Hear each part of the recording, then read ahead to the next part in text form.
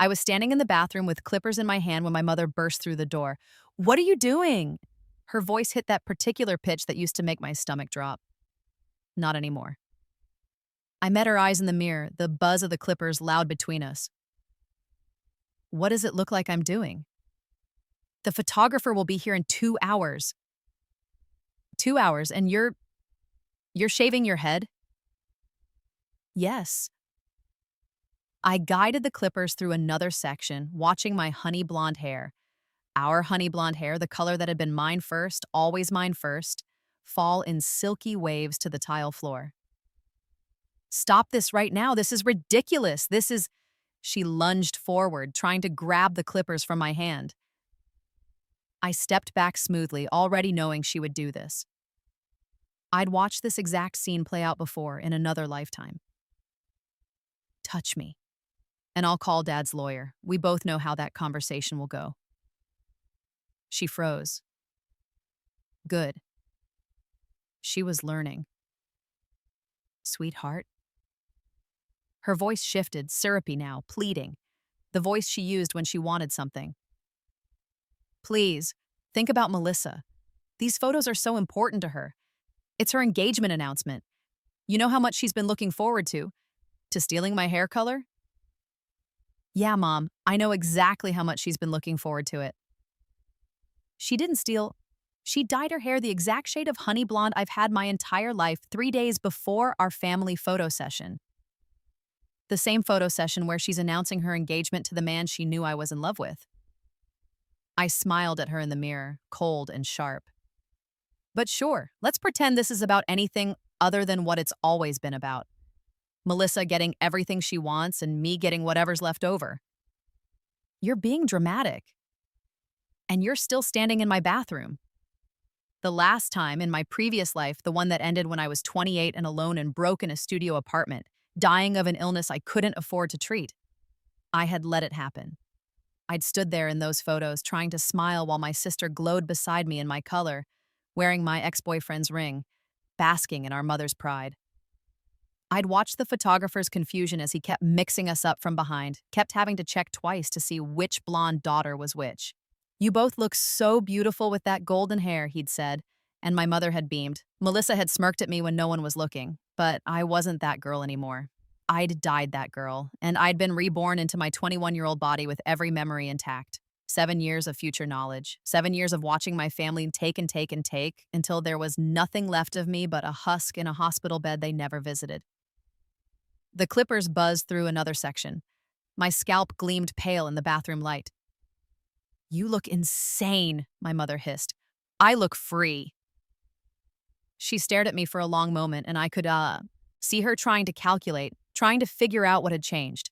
Her docile daughter, her easy daughter, the one who never complained when Melissa got the bigger bedroom, the better car, the college fund that somehow never materialized when it was my turn.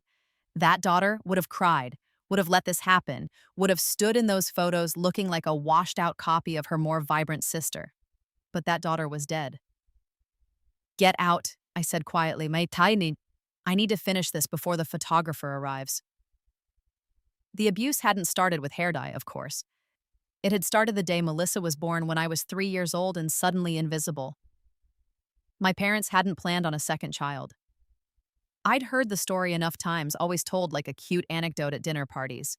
We were perfectly happy with just Claire, and then surprise, along came Melissa. Everyone would laugh. Melissa would glow.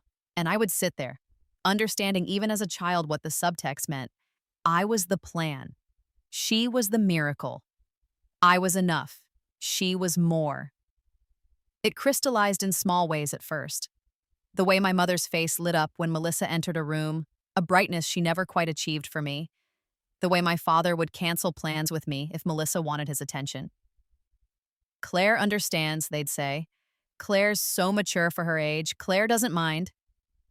Claire learned not to mind because minding meant being difficult, and being difficult meant being even more invisible. By the time we were in high school, it had metastasized into something uglier. Melissa got the lead in the school play. I got stage crew. Melissa got a new car for her 16th birthday. I got a gift card to the Gap and permission to borrow the old Honda. Melissa failed chemistry. My parents hired a tutor. I won a regional writing competition. My mother said, "That's nice, honey," without looking up from her phone. When Melissa decided she wanted to go to Parsons for fashion design, our parents liquidated my college fund to make it happen. "She has such a specific dream," my mother explained when I found out. "You've always been more flexible, Claire. You'll figure something out. You're so resourceful." I'd figured it out by taking on $70,000 in student loans. Melissa dropped out of Parsons after a year and a half. She was finding herself. She traveled through Europe on my parents' dime while I worked 2 jobs to make loan payments. But the hair thing, that had been personal in a way that transcended all the rest. I'd always had honey blonde hair, natural and sun-streaked, the kind of color people paid hundreds of dollars to replicate in salons. It was the one thing that was unequivocally mine.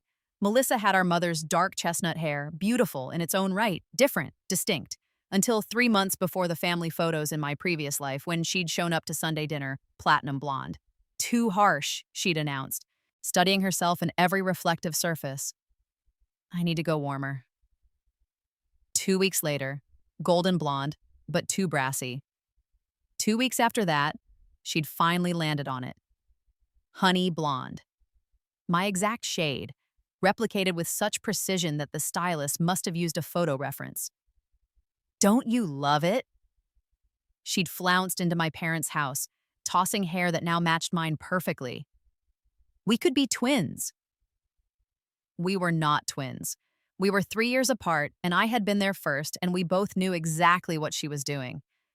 My mother had gasped with delight. "Oh, Melissa, you look stunning. Doesn't she look stunning, Claire?" "Stunning," I'd echoed, feeling something crack inside my chest. 3 days before the family photos, Melissa had announced her engagement to Ryan. Ryan, who had been my boyfriend for 2 years. Ryan, who had broken up with me via text 6 months earlier because he needed space to figure things out. Ryan, who had apparently figured out that what he needed was my younger sister. "I hope this isn't weird," Melissa had said, not looking remotely concerned that it might be. "It just kind of happened, you understand, right? You can't help who you fall in love with." The family photos were her engagement announcement. She'd wanted us all in coordinating outfits, creams and soft golds and taupes, colors that would make her new honey blonde hair glow, colors that would wash me out, make me look like a poorly executed copy of her. In my previous life, I'd gone along with it. I'd stood there and smiled until my face hurt, watching the photographer work, watching him position Melissa in the center of every shot, watching my parents beam at her, watching Ryan stand behind her with his hand on her shoulder, proprietary and proud. The photos had been beautiful. They'd been featured on Melissa's Instagram, on my parents' Christmas card, in a package deal the photographer offered that put them in matching silver frames on my mother's mantle. In every single one, I was barely visible, a blonde blur in the background, Melissa's less interesting shadow. The photos had gone up in November. I'd died in March, alone in that studio apartment, my phone lighting up with a call from a debt collector instead of from anyone who loved me. But I hadn't stayed dead. I'd woken up in my bedroom at my parents' house in my 21-year-old body, 7 years younger and alive with the kind of rage that only comes from watching your own lonely death and knowing exactly who to blame. The rebirth wasn't something I understood, not in any scientific or spiritual sense. I'd simply opened my eyes one morning and I was 21 again, and I remembered everything. Every slight, every disappointment, every moment of casual cruelty disguised as family dynamics. And I remembered dying alone. That was 6 months ago now, 6 months of pretending to be the old Claire while I planned. 6 months of watching Melissa dye her hair, of watching her bump into Ryan at the coffee shop I'd introduced him to, of watching my family's familiar patterns play out exactly as I remembered them. But this time, I wasn't going to disappear into the background. This time, I was going to make sure everyone saw me. I finished shaving my head 20 minutes before the photographer arrived. It was a good shave, clean and even. My scalp gleamed pale and vulnerable in the mirror. I looked like a stranger. I looked like someone who couldn't be mistaken for anyone else. I looked like myself. I'd spent the previous week researching photographers, cross-referencing them with fashion publications and social media influence. The one my mother had hired, Melissa's choice of course, was decent but desperate. He had talent but needed breaks, needed connections. I'd made a phone call to my grandmother, not the grandmother who sent Melissa $50 bills and birthday cards and mailed me 20. My father's mother, who I'd learned too late in my previous life had been cut off from the family for reasons no one would discuss. Who had been trying to reconnect with her granddaughters for years, and who my parents intercepted at every turn. Who was, I discovered with some very careful research, worth approximately $40 million. Claire, she'd sounded shocked when I called. Is this really? How did you get this number? I'm resourceful, I'd said, echoing my mother's words back with new intention. Grandma Helen, I need to ask you some questions about why my parents won't let us see you. The conversation that followed had been illuminating. Apparently, my grandmother had objected strenuously to the way my parents treated me. She'd noticed the favoritism, the casual neglect, the way I was expected to be endlessly understanding while Melissa was endlessly indulged. She'd said something about it at a family dinner. My mother had said something back. My grandmother had threatened to rewrite her will. My parents had cut her off entirely, claiming she was toxic and manipulative and trying to drive a wedge in the family. They'd been cutting her out of my life for 18 years. I'd like to see you, I told her. If you're willing, I'd like to know you. She'd cried on the phone. We'd been meeting for coffee twice a week ever since. She was sharp and funny and shrewd, everything my parents had never let me know. She looked at me like I mattered, like I was more than just a supporting character in Melissa's story. And when I'd mentioned, carefully casual, that we were having family photos taken and that the photographer was someone named James Chen, she'd smiled. James Chen, I know his work, he's good. He could be great with the right opportunities. I thought so too. What are you planning, Claire? I'd smiled back at her. To be visible. The photographer arrived exactly on time. My mother had arranged the house like a stage set. Flowers in crystal vases, throw pillows, arranged just so, afternoon light filtering through gauze curtains. Everything perfect. Everything designed to make Melissa shine. I walked down the stairs in the outfit I'd chosen, a sleek black turtleneck and black pants. Severe, stark, nothing that would wash me out because nothing could wash out absence. Against the creams and golds my family wore, I would be a void, a statement, a refusal, and with my shaved head, I would be impossible to ignore. My father saw me first. What in God's name, Claire, what did you do? I got a haircut. That's not a haircut, that's... He turned helplessly to my mother, who had gone white. We discussed this, my mother said tightly. We agreed on the color scheme. We agreed on You agreed, I corrected. I'm wearing what I'm comfortable in. Melissa appeared at the top of the stairs, resplendent in cream silk, her honey blonde hair, my hair, tumbling in perfect waves over her shoulders. She froze when she saw me. Oh my God. She started to laugh. Oh my God, Claire, what did you do? You look like someone you can't pretend to be? I smiled at her. Yeah, that was the goal. You're ruining everything. She came down the stairs fast, her face flushing. These photos are for my engagement. This is my day, and you're trying to steal attention with some kind of weird breakdown. If me existing in the same space as you is stealing attention, maybe the problem isn't me. Girls. My father's voice had that warning tone, not in front of the photographer. But James Chen was already setting up, already watching us with the careful attention of someone who understood that the real story was never the posed shot. He was younger than I'd expected, maybe 30, with sharp eyes and an easy manner. I'm so sorry about this, my mother gushed, rushing over to him. My daughter's going through something, but we can work around it. Maybe if we position her in the back, or... Actually, I said clearly, I'd like to be front and center. Everyone froze. Excuse me? My mother's voice was dangerously quiet. I'd like to be front and center, I repeated. It's a family photo. I'm family.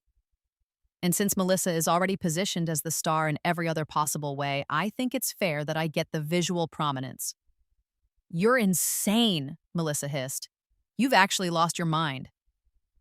Or maybe I've found it. I turned to James. What do you think, from a compositional standpoint? The bald woman in black versus all this cream and gold and blonde, it's striking, isn't it? High contrast, memorable. He studied me for a long moment. I could see him thinking, weighing. Seeing what I wanted him to see, the story here wasn't Melissa's engagement. It was whatever had happened to make one daughter shave her head and wear black to what was supposed to be a celebration. It's definitely striking, he said slowly. James, my mother began, what I stayed. We're paying you to take photos that tell a story, he finished. And there's definitely a story here. The story is my engagement, Melissa snapped. That's the entire point. Then let's start with some shots of you and Ryan alone, James suggested diplomatically. Let them get comfortable with each other while we figure out the family dynamics. Ryan had been standing awkwardly by the fireplace, trying to be invisible. He looked exactly as I remembered. Handsome in a generic way, carefully styled, the kind of man who looked good in photos and said very little of substance in real life. He'd been attracted to me, I'd realized in hindsight, because I was easy, undemanding. I'd been attracted to him because my bar for male attention was underground. Watching him with Melissa now, I felt nothing, not even the ghost of old hurt. He was a prop in her performance, and he didn't even know it. While James photographed them, Melissa gazing adoringly up at Ryan, Ryan looking vaguely uncomfortable, I stood with my parents. I don't know what you think you're accomplishing, my mother said quietly, but you're embarrassing yourself. Am I, or am I finally refusing to be embarrassed for existing? Everything isn't about you, Claire. No, you're right. Nothing has ever been about me. That's exactly the problem. My father sighed. Your mother and I have always tried to be fair. Dad, I looked at him directly. When Melissa wanted to go to Parsons, you liquidated my college fund. When she dropped out after 18 months, you sent her to Europe. I'm still paying off loans for a degree I had to fight for while working 2 jobs. How is that fair? He had the grace to look uncomfortable. Melissa needed everything. Melissa needed everything, and I needed to understand. I smiled without humor. Well, I understand now. I understand perfectly. All right, family shots, James called out, saving my father from having to respond. We arranged ourselves stiffly, Melissa in the center, radiant with anger disguised as joy. My parents flanking her, their golden girl, Ryan beside her, his arm around her waist. And me, when my mother tried to position me in the back corner, stepping forward instead. Here, I said, planting myself front and center, slightly to the left of Melissa. Claire, that's not, my mother started. It's interesting, James interrupted. The contrast is really working. Claire, angle your body slightly toward your sister. Good. Now, everyone else, focus on Melissa and Ryan. Let's have the engagement be the center, but Claire, you keep your eyes on the camera. It was perfect. It was exactly what I wanted. In every shot, Melissa and Ryan would be the supposed focus, surrounded by my beaming parents. But I would be there in the foreground, sharp and strange and impossible to ignore, staring directly at whoever looked at the photo. A question mark, a disruption, a reminder that something was very wrong with this picture. We did an hour of shots. Melissa got progressively more angry as James kept positioning me prominently, kept using that word interesting. My parents got quieter and tighter, their smiles in the photos growing more strained, and I stayed calm and centered, exactly as I'd planned. I'd love to do some individual shots, James said finally. Maybe start with Claire? That look is really compelling. We didn't hire you for a photo shoot with Claire, my mother said sharply. Consider it a bonus. He was already gesturing me toward the window. The light here is perfect. I moved before she could object further. James positioned me in the window light, the late afternoon sun harsh and direct on my pale scalp, my face severe in its frame of absence. Tell me about the hair, he said quietly, adjusting his camera. My sister dyed hers to match mine. I decided I'd rather have my own identity than fight her for it. He smiled slightly. And the black? Everyone else is in cream. I'm done trying to blend into her aesthetic. Good for you. He took a series of shots, moving around me, catching angles. You know, I've shot a lot of families. A lot of engagement announcements.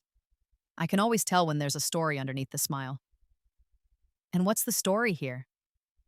That's not for me to say, but I'll tell you this. You're the most interesting thing in this room and everyone knows it. That's why they're upset. He was smart. Smarter than I'd expected. Are you going to tell my mother that? I'm going to tell your mother that I got some incredible shots today. What she does with that information is up to her. He lowered the camera. But I'm also going to give you something.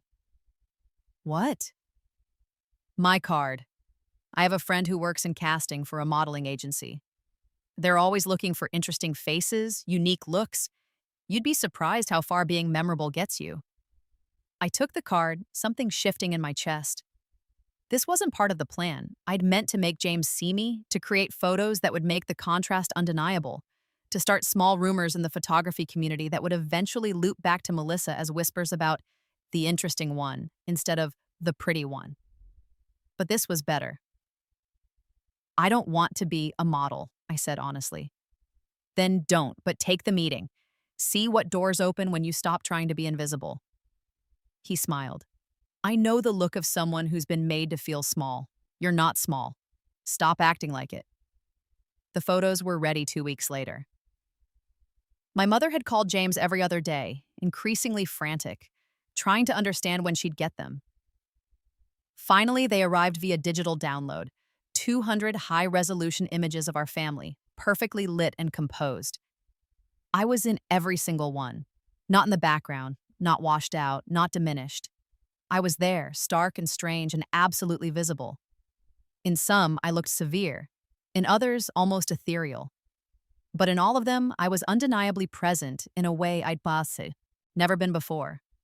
The photos of me alone were stunning. James had somehow captured something raw and real, something that looked like strength instead of victimhood. I barely recognized myself. Melissa called me screaming the day after she received them. You ruined them! You ruined my engagement photos with your stupid stunt! They're family photos, I said calmly. I'm family. You look insane. Everyone is going to ask why you shaved your head. This was supposed to be about me. It still is.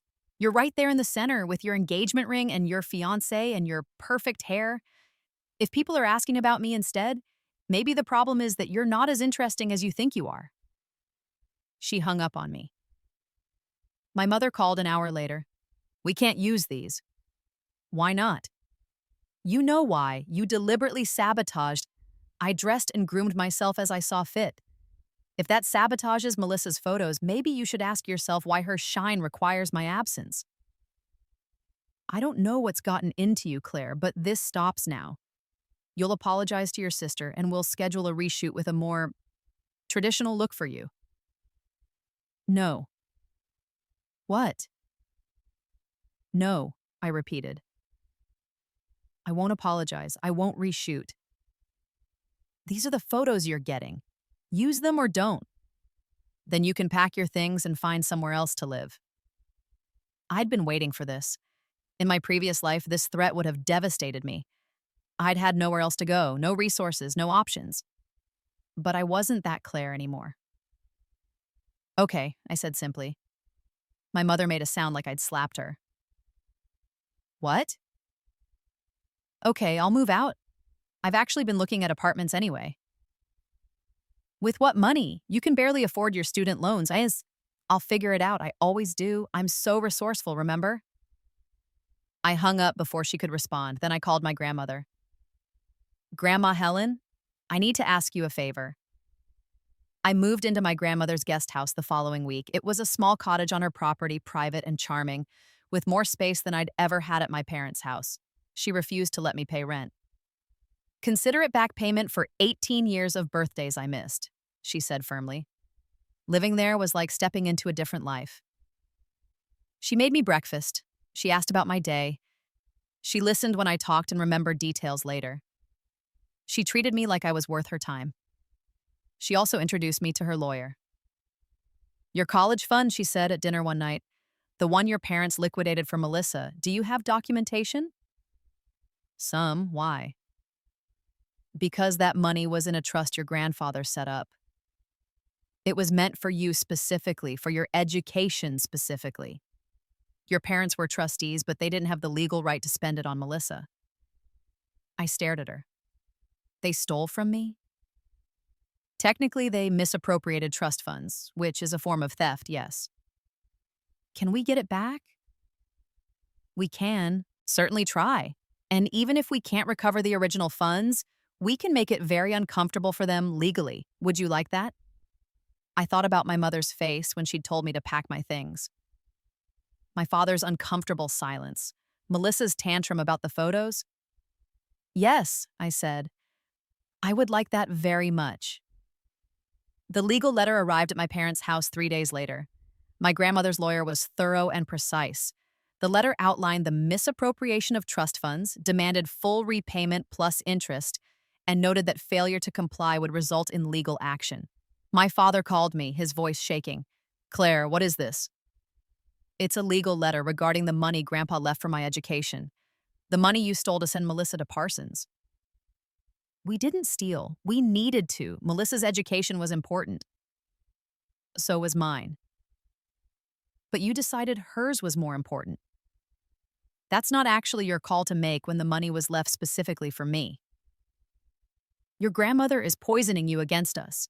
She's always been vindictive. She's the only person in this family who's ever treated me like I matter. If that seems like poison to you, maybe you should examine what you've been feeding me. We're your parents. We love you. Then you have a funny way of showing it. Pay back the money, Dad. Or don't.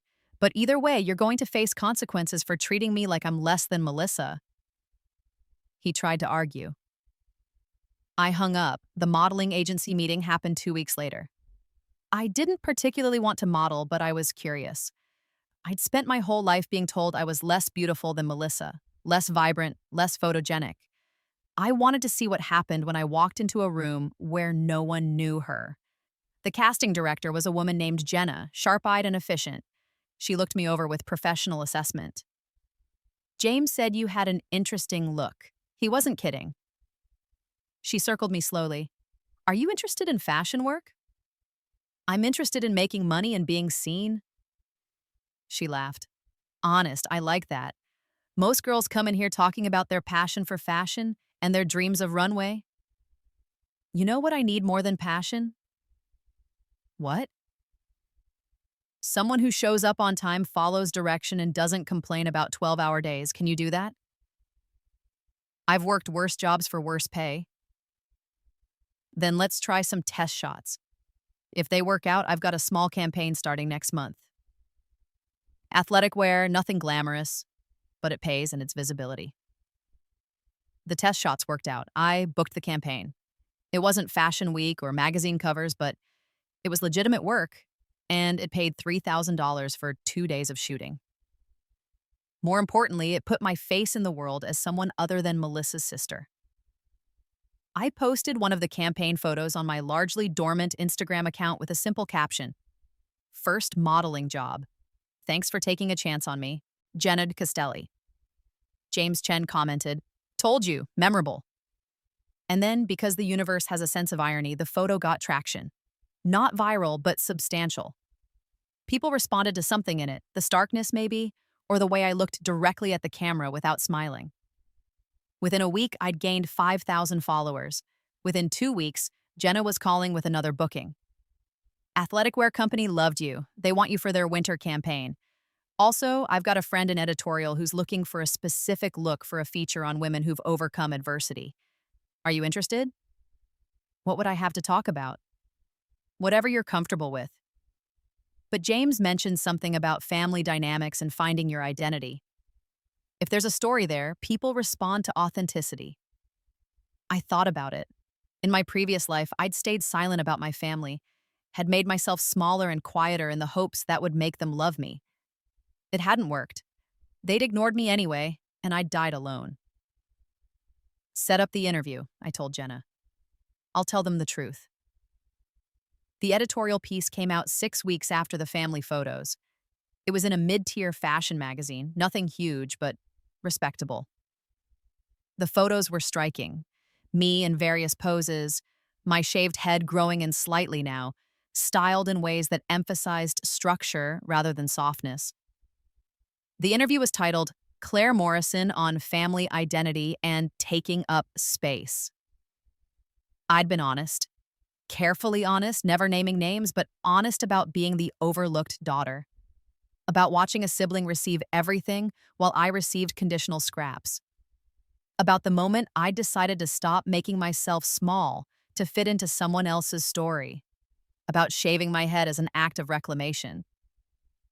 My sister dyed her hair to match mine, I'd told the interviewer, and I realized that even my identity wasn't my own in my family. So I removed the thing she could copy. I made myself undeniably separate. It sounds dramatic, but it was the first time in my life I'd done something that couldn't be appropriated or diminished. The piece was thoughtful and well written. It resonated with people who'd felt overlooked, diminished, made small by their families. The comments section filled up with stories from other women about similar experiences. And because the internet is what it is, people found Melissa's Instagram. They found her engagement photos, the ones she'd chosen to post, which carefully cropped me out or featured me as a blonde blur in the background. They found her lifestyle content, her perfectly curated feed of brunch and travel and #blessed life. And they found the photos from the family session because she'd posted one before she realized how I looked in it. She'd chosen a shot where she was gazing at Ryan, radiant and central. But I was there in the foreground, stark and direct, staring at the camera. The comments on that photo shifted. "Is that your sister in the front? The one from the article? Wow, the family dynamics here suddenly make so much sense. She dyed her hair to match her sister's? That's some single white female energy. The sister in black is way more interesting than the engagement TBH." Melissa locked her account within a day. But the damage was done. People had screenshots. People were talking. My mother called me, her voice vibrating with fury. "Do you see what you've done? People are harassing Melissa online.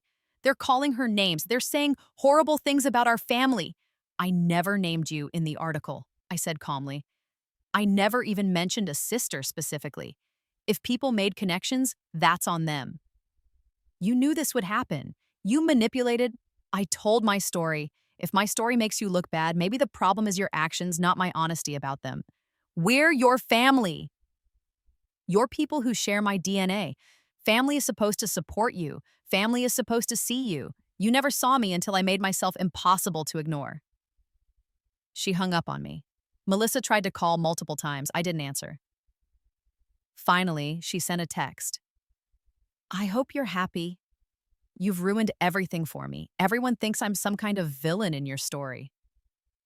I responded, "You made yourself the villain. I just stopped pretending you weren't." My father called last. His voice was tired. "Claire, sweetheart, can we talk?" "About what?"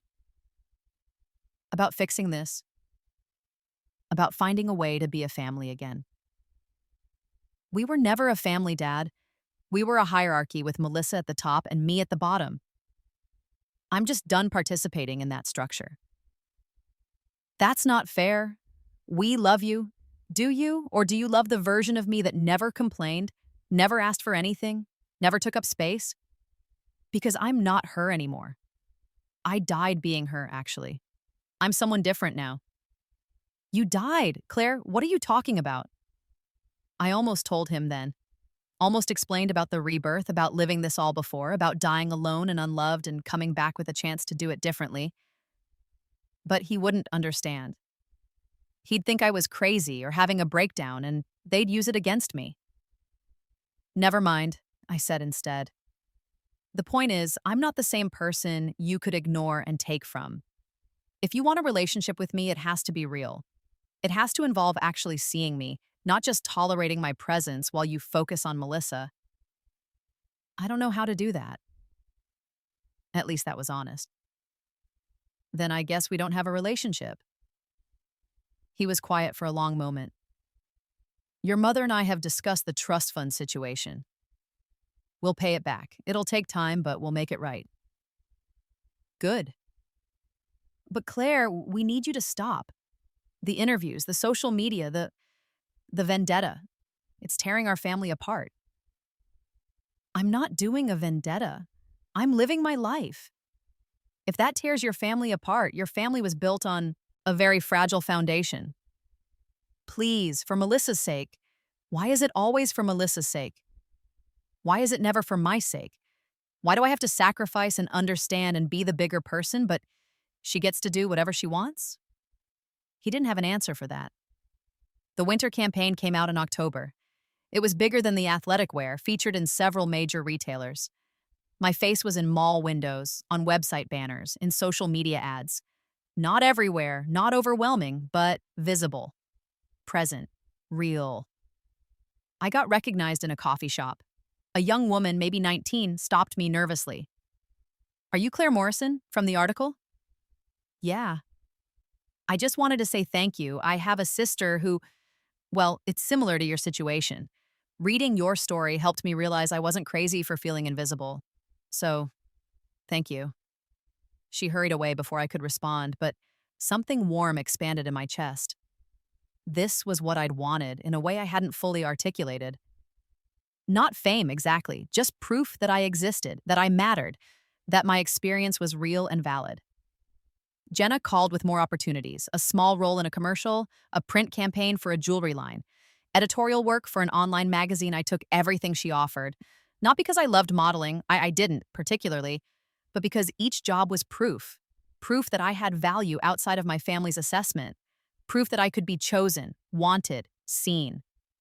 My grandmother watched all of this with quiet pride. "You're blooming," she said one evening over dinner. "I knew you would once you got out of that house. I should have called you years ago. You didn't know I existed." That was the point. She set down her fork, her expression hardening. "Your parents made very sure of that." "I tried, Claire. For years I tried. Birthday cards returned to sender. Phone numbers changed without notice. I even hired a private investigator once to make sure you were all right. And your father threatened to file a restraining order." "Why did they hate you so much?" "Because I told them the truth. When you were 7 years old, I came for Christmas. I watched your mother fawn over Melissa for hours while you sat in the corner with a book. I watched your father give Melissa an expensive doll and give you a wooden puzzle he'd clearly grabbed from a clearance bin, and I said something." "What did you say?" "I said that if they continued to show such obvious favoritism, they would damage you irreparably. I said that Melissa was learning to be entitled and you were learning to be invisible, and both of those were forms of abuse." She smiled bitterly. "Your mother told me I was a judgmental old woman who didn't understand modern parenting. Your father said I was trying to cause drama, and when I told them I was considering changing my will to ensure you were protected, they cut me off entirely." "The will that would have included my college fund?" "Among other things. I'd planned to leave the bulk of my estate to you, actually. You and any future grandchildren, divided equally. But with your parents as gatekeepers, I couldn't even confirm you knew I existed. My lawyer advised against leaving money to someone who might not know where it came from." I stared at her. "How much money are we talking about?" "Currently, 42 million, give or take. Investments have been good." She said it casually, like she was mentioning the weather. "I've updated my will now, of course. You're my primary beneficiary. But more than that, Claire, I want you to have access now, not after I'm dead. I want to see you use it." "Grandma, I can't." "You can and you will. I'm setting up a trust for you, not a massive amount. I'm not going to drown you in money you haven't learned to manage, but enough to finish paying off your student loans, enough for a down payment on a home if you want one, enough to invest in yourself." "Why?" "Because you're my granddaughter. Because I love you, and because watching you find yourself these past few months has been the greatest joy of my old age." She reached across the table and took my hand. "Let me help you, Claire. Let me be the family you deserved all along." I cried then, not delicate tears, but ugly, gasping sobs. All the years of being small, of being less, of being the daughter who understood, it all came pouring out, and my grandmother held my hand through it, steady and sure. "You're safe now," she said quietly. "You're seen now, and anyone who can't see your worth doesn't deserve access to you." Melissa's engagement party was scheduled for late November. I received an invitation, forwarded through my parents' address since they didn't have my new one. It was formal, cream-colored with gold embossing. Elegant. Very Melissa. There was a note inside in my mother's handwriting. Please come. We can put all of this behind us and be a family again. Wear something nice. No more stunts.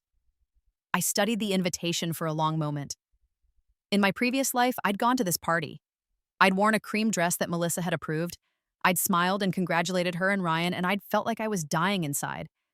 I'd watched everyone celebrate their love while pretending my own heartbreak didn't exist. I'd been invisible there too. I called Jenna. Do you know any fashion designers who might want to dress someone for a high-profile family event? How high-profile? Not very, but I guarantee whatever I wear will end up on social media and it'll get attention. She laughed. You've gotten good at this. Let me make some calls. 3 days later, I had a custom dress from an up-and-coming designer who loved the idea of dressing that model who shaved her head. It was black. Of course it was black, but not severe. It was silk and lace with a high neck and a low back, elegant and slightly dangerous. With my hair grown into a soft platinum buzz cut, I looked like someone from a fashion editorial. Sharp, intentional, impossible to ignore. My grandmother looked me over the night of the party. You're going to break hearts in that dress. That's not the goal. Isn't it? Even a little? I smiled. Maybe a little. She drove me herself, refusing to let me go alone. I'm not invited, she said, but I'll be nearby. Call me when you're ready to leave. Or if you need an exit strategy before that. You think I'll need one? Darling, you're walking into a room full of people who've spent your whole life underestimating you. You're going to make a statement just by existing. Of course you'll need an exit strategy. She was right. I walked into the venue, a country club, naturally, the kind of place where my parents had always belonged, and the room went quiet. Not completely, not dramatically, but there was a ripple of recognition. People turned. People stared. I'd gained maybe 15,000 Instagram followers by this point. Not influencer numbers, but enough that some people recognized me.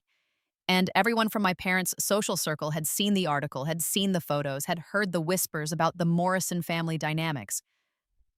I was no longer just Claire, the quiet daughter. I was Claire Morrison, the model.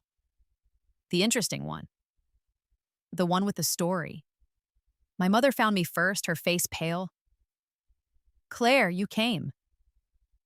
I was invited. Yes, but she gestured helplessly at my dress, my hair, my entire presentation. I asked you not to make a scene. I'm wearing a dress to a party. How is that a scene? You know exactly what you're doing. Yes, I'm existing. If that's a scene, that says more about you than me. Melissa appeared beside her, radiant in white. Not a wedding dress, but something close. Statement-making. She looked me up and down, her expression venomous. Of course you wore black. Of course you couldn't just be normal for one night. I am being normal. This is who I am now. No, this is who you're pretending to be because you're jealous. She stepped closer, her voice low and vicious. You're jealous that Ryan chose me. You're jealous that mom and dad love me more. You're jealous that I'm everything you're not, so you shaved your head and put on a costume and convinced yourself it's empowerment instead of a breakdown. I could have been hurt by this.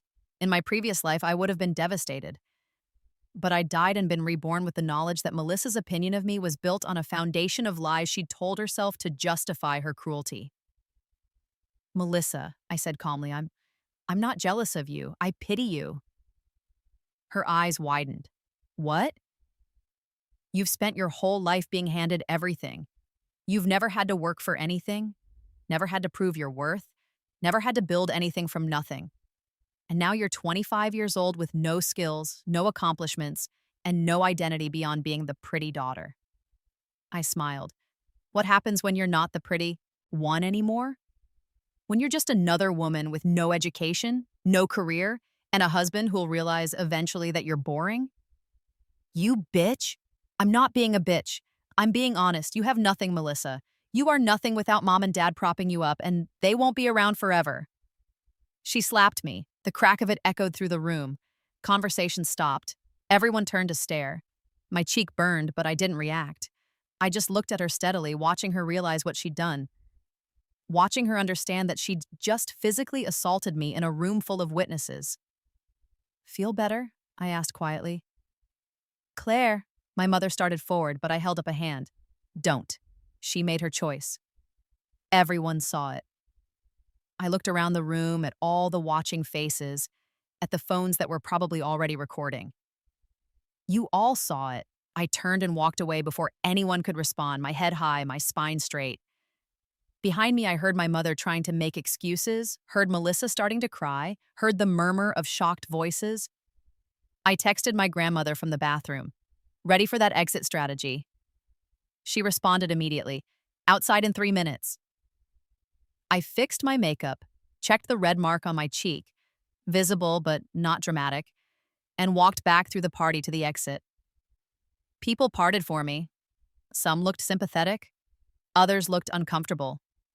A few looked almost satisfied, like they'd been waiting for years for someone to expose the pretty lie of my family's perfection. I was almost to the door when my father caught up with me. Claire, wait, please.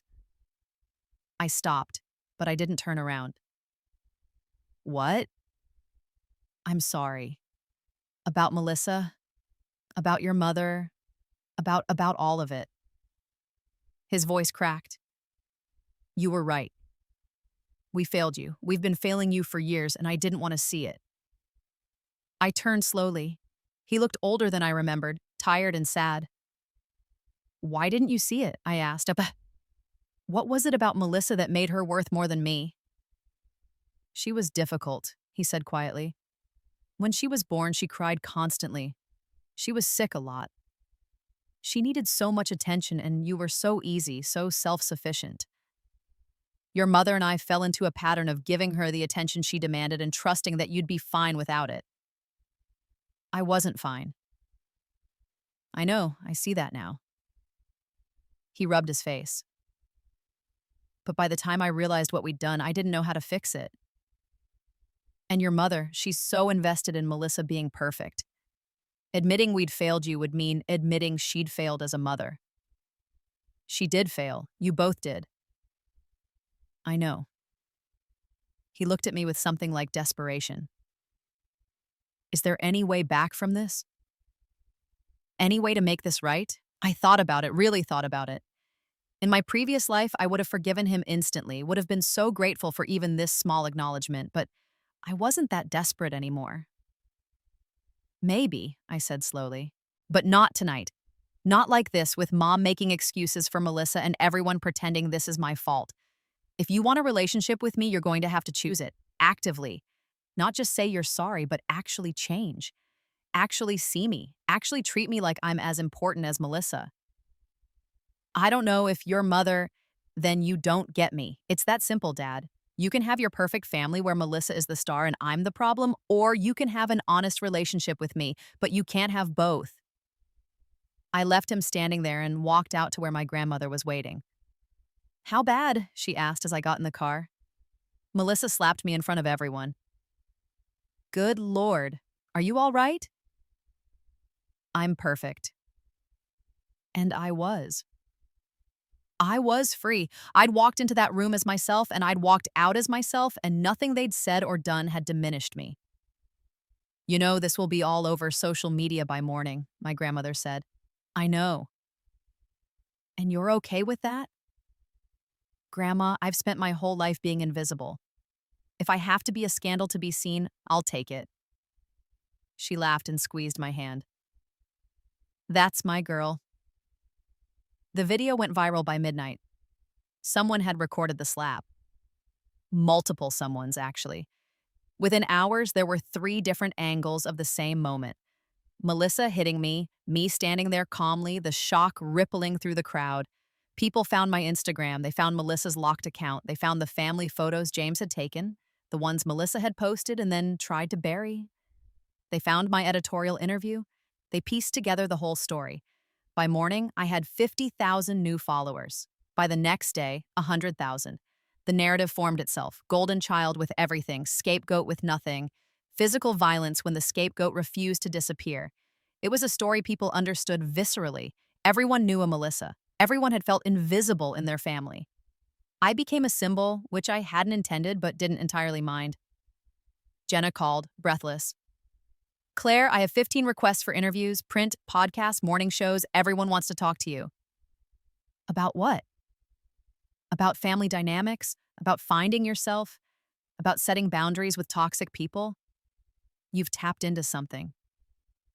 I just told the truth. Exactly, that's what people respond to? She paused. But Claire, you need to be careful. This level of attention, it can be a lot. It can get ugly. Are you prepared for that? I thought about dying alone in a studio apartment, forgotten by everyone who should have loved me. I thought about being reborn into the same body, the same family, the same patterns, and choosing differently. I've been through worse, I said. The interviews were exhausting but cathartic. I told the same story over and over, each time finding new ways to articulate what it had felt like to be the invisible daughter. I was careful never to exaggerate, never to make myself more sympathetic than I'd been. I didn't need to. The truth was damning enough. In one interview, they asked me about the slap. Were you afraid? The host asked. No, I was almost relieved. For years, I'd been told I was too sensitive, that I was imagining the favoritism, that everything was fair and I just couldn't see it. And then she hit me in front of 100 people because I told her the truth about her life. I smiled slightly. It was clarifying. Do you think you'll reconcile with your family? I don't know. I'd like to have a relationship with my father if he can show up for it. But I'm done trying to earn love from people who've decided I'm not worth it. I'd rather be alone than invisible. That quote became a meme, repeated and shared across platforms. I'd rather be alone than invisible. It resonated. Melissa tried to do damage control. She posted a tearful video apologizing for hitting me, claiming she'd been overwhelmed and not herself. She talked about how much she loved me, how she'd never meant to hurt me. The comments were brutal. Girl, we saw the photos. We read the article. This isn't about one slap. The crocodile tears aren't working. You got caught. Imagine dyeing your hair to match your sister's and then being mad when she makes herself different. She locked her account again, then deleted it entirely. Ryan's social media disappeared too. My mother released a statement through the country club's newsletter, which someone immediately leaked, about family difficulties and misunderstandings and how they were working toward healing. No one believed her.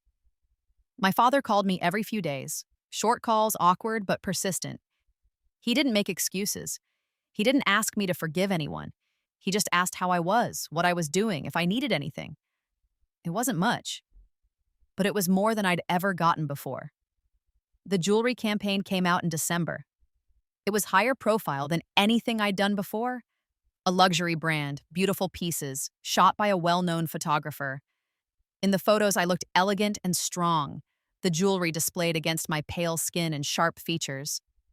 The campaign tagline was unbreakable. Jenna called the day after it launched. Claire, we need to talk about your trajectory.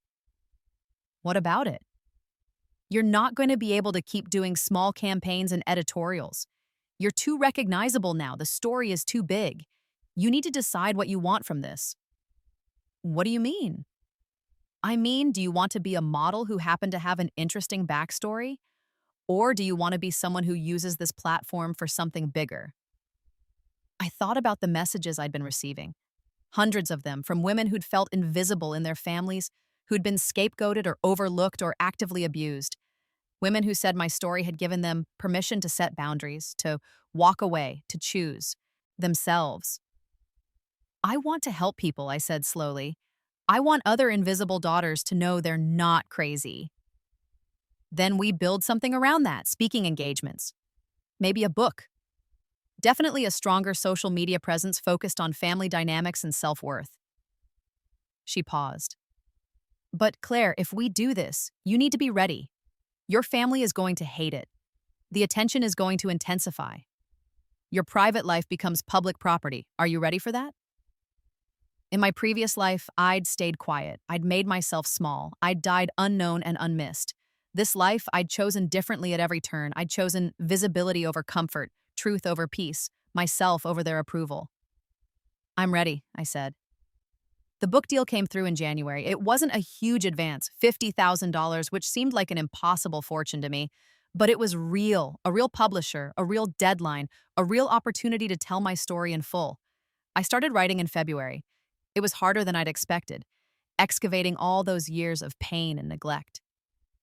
But it was also cleansing, like lancing a wound. Every chapter I finished felt like shedding skin. My grandmother read the early drafts. Sometimes she cried. "I wish I'd fought harder to reach you," she said one evening. "You tried. They blocked you at every turn." "I should have tried harder. I should have shown up at your school, forced a confrontation, done something." "You're doing something now. That's what matters." The trust fund lawsuit settled in March. My parents agreed to pay back the $78,000 they'd taken, plus 20 years of interest. It came to just under $120,000. My father delivered the check himself. He looked diminished somehow, smaller than I remembered. "This is everything," he said, handing it to me. "I had to take out a loan, but it's done." "Thank you." "Claire, He hesitated. "Your mother and I are separating." I stared at him. "What?" "She can't accept what we did to you. She's convinced herself that you're lying, manipulating, playing victim for attention. And I can't keep defending the indefensible. I can't keep pretending we didn't damage you." "What about Melissa?"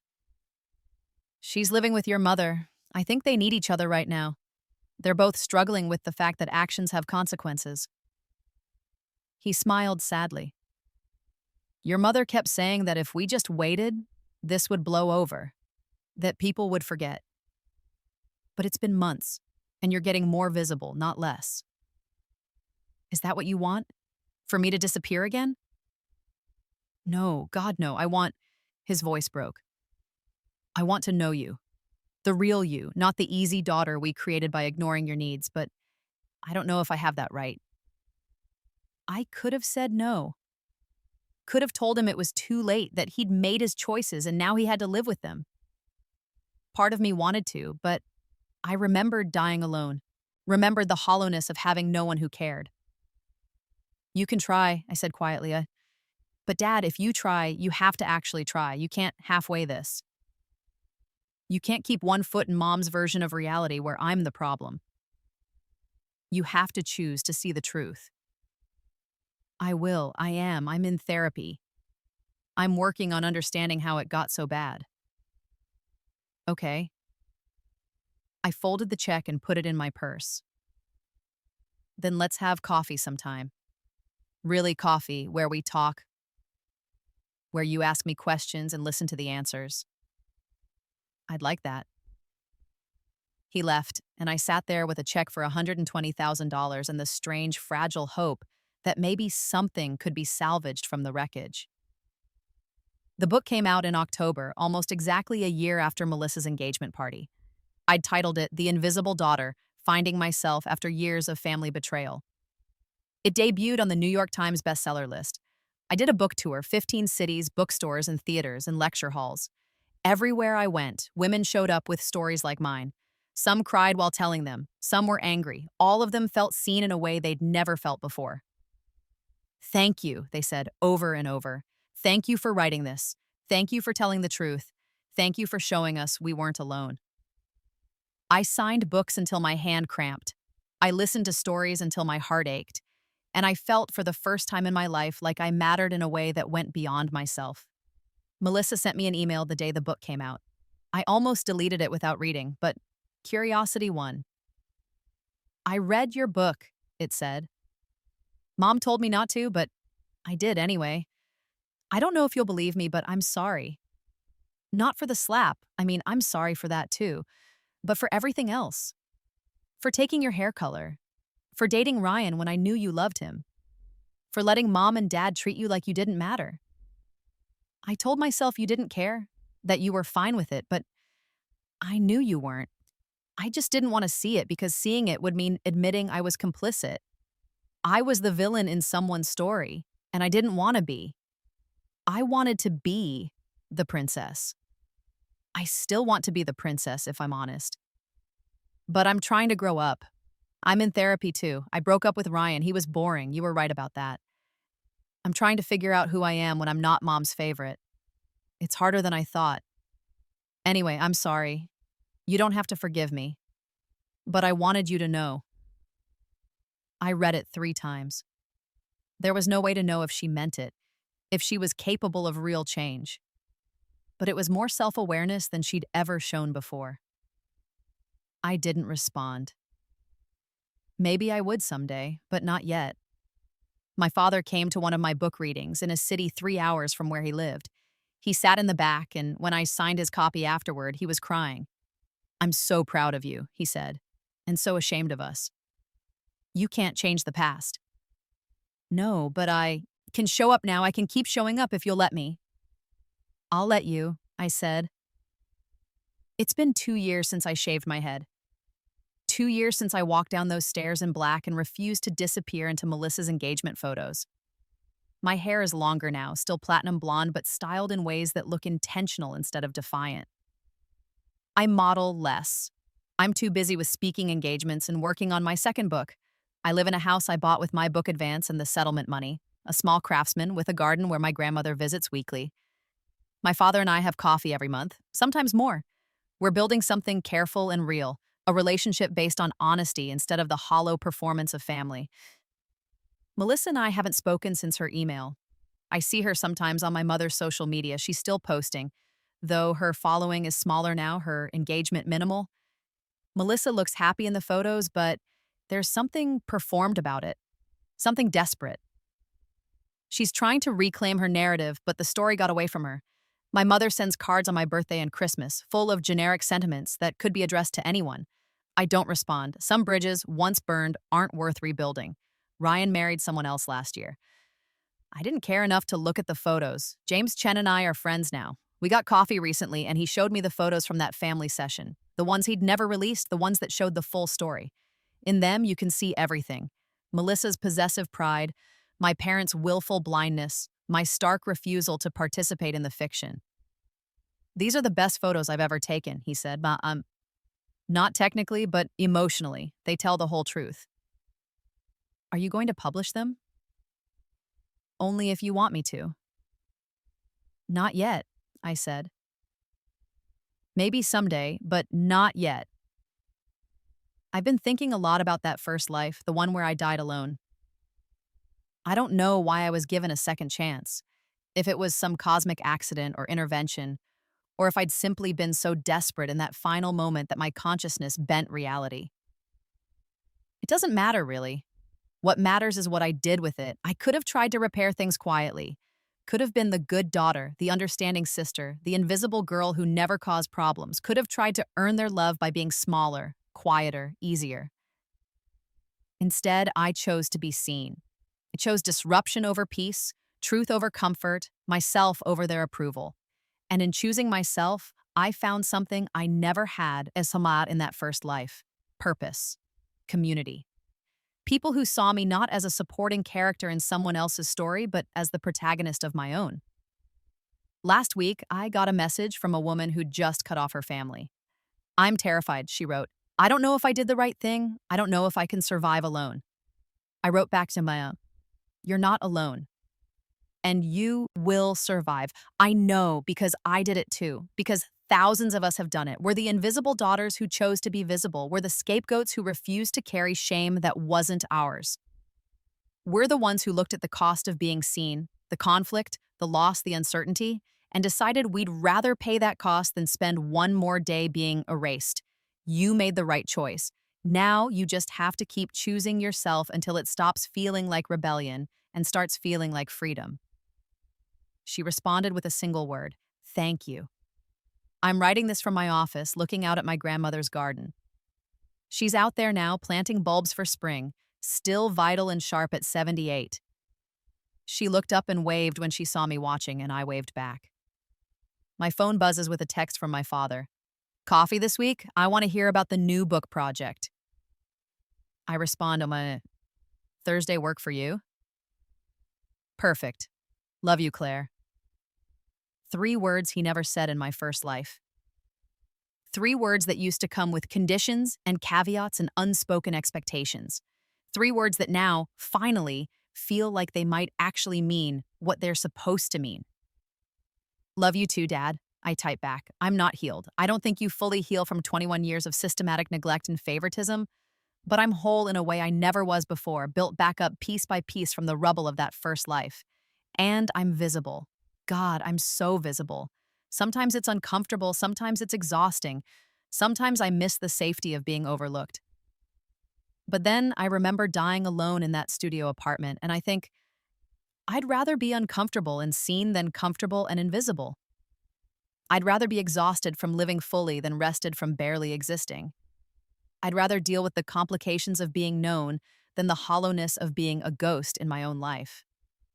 My sister dyed her hair my color for family photos. It was supposed to make me disappear, supposed to turn me into her shadow, her poor copy, her expendable extra. Instead, I shaved mine off. And in doing so, I became unforgettable. That's the thing about trying to erase someone. Sometimes they come back louder. Sometimes they come back stronger. Sometimes they come back with a story that resonates with thousands of other erased daughters, and suddenly the narrative isn't about the golden child anymore. It's about the one who refused to disappear. It's about me. And I'm never going to be invisible again.